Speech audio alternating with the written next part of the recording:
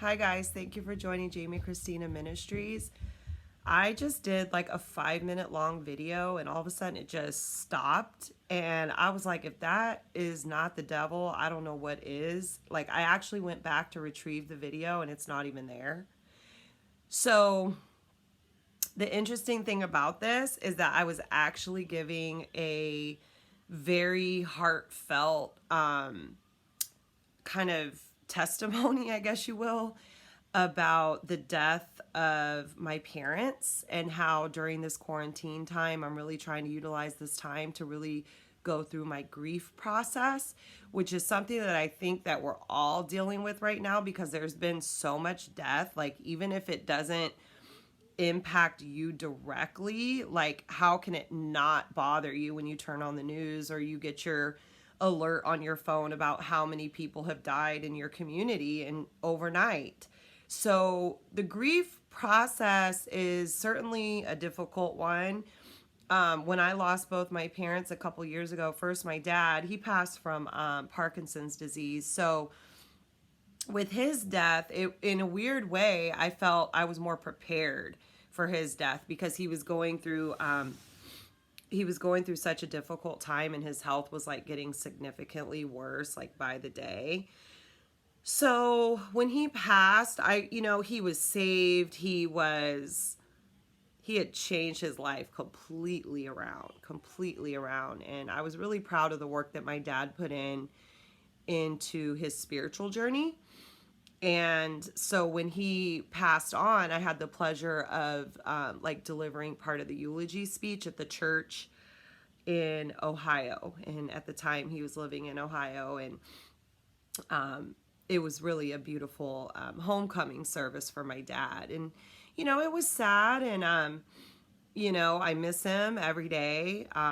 But what I wasn't expecting was like 6 months later, my mom passed away.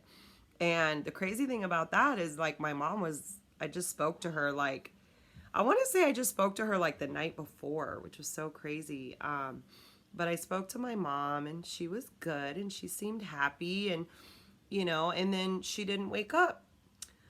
So when I got that phone call, I was like completely devastated. Obviously, me and my mom were really close, and it was hard.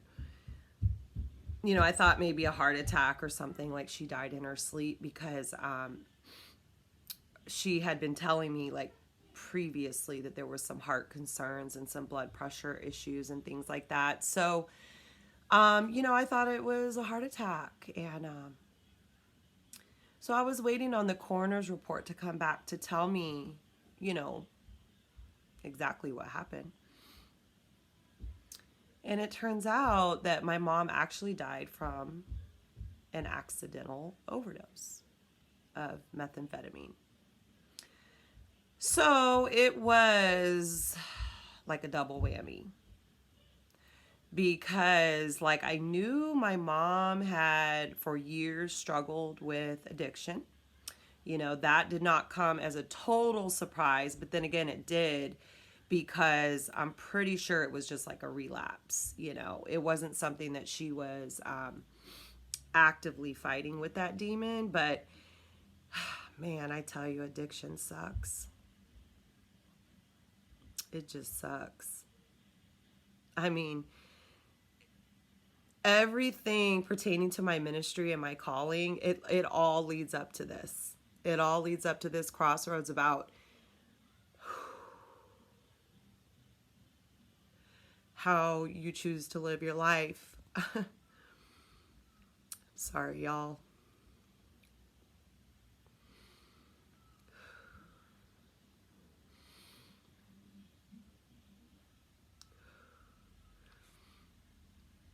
I'm so sorry for everybody who's grieving today. The loss of a loved one. Every day we wake up to grief, all these deaths, everything going on in the world. And then, we have to learn. I'm an ugly crier too, but You know, we have to learn to get through it. That's why I seek God in everything, because there's so much that like we don't know, you know. And we don't know what people are going through.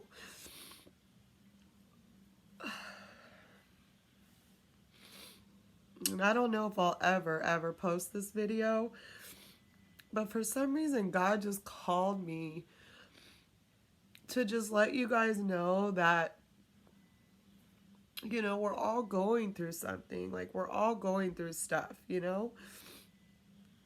And I think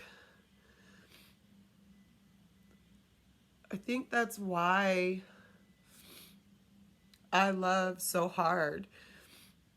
Like, I love my friends so hard because everybody's going through stuff, and we've all experienced loss. You know, my loss is no different than anyone else's. And but I do know how important it is to grieve it out. You know, let it go.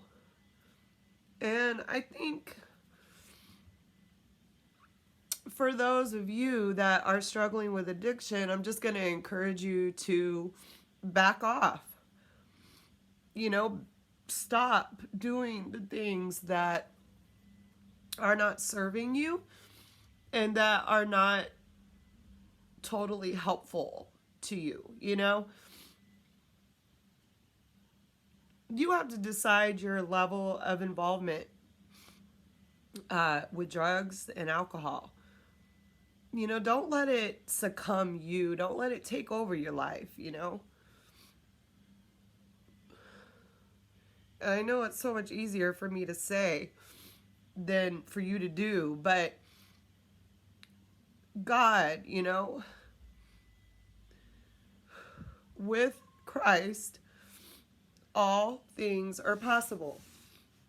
So if you would just trust Him to help you and to give your problems to Him and to truly lay them down at His feet and just say, you know what, Lord, I'm done with this. Like, I don't want this for my life anymore. I need your help. Give me the strength.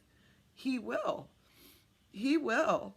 You know, He has completely changed my life around drugs and alcohol. Like, I mean, I know we're all on different journeys, right? And different paths.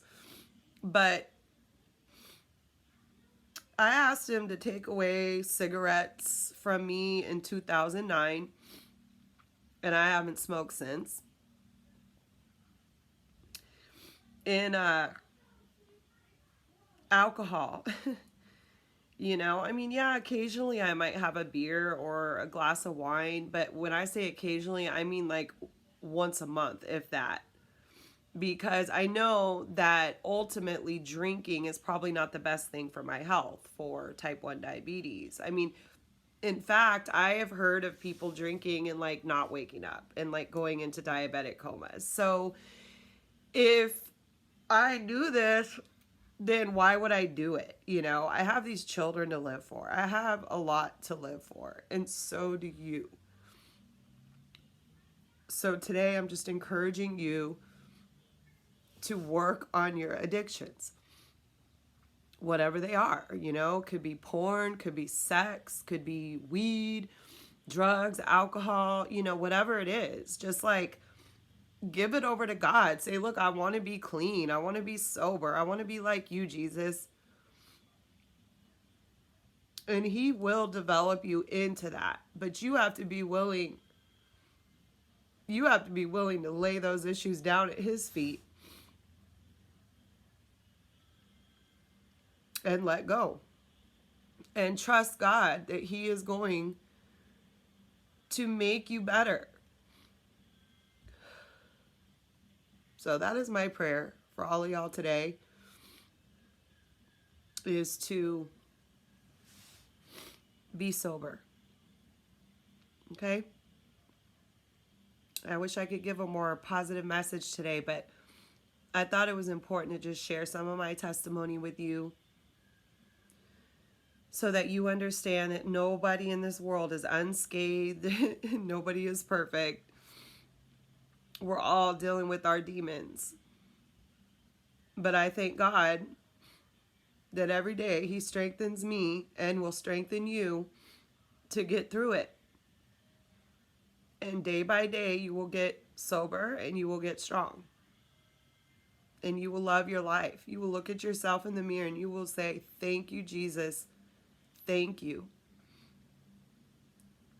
So I pray for each and every one of you today to have a beautiful and blessed week.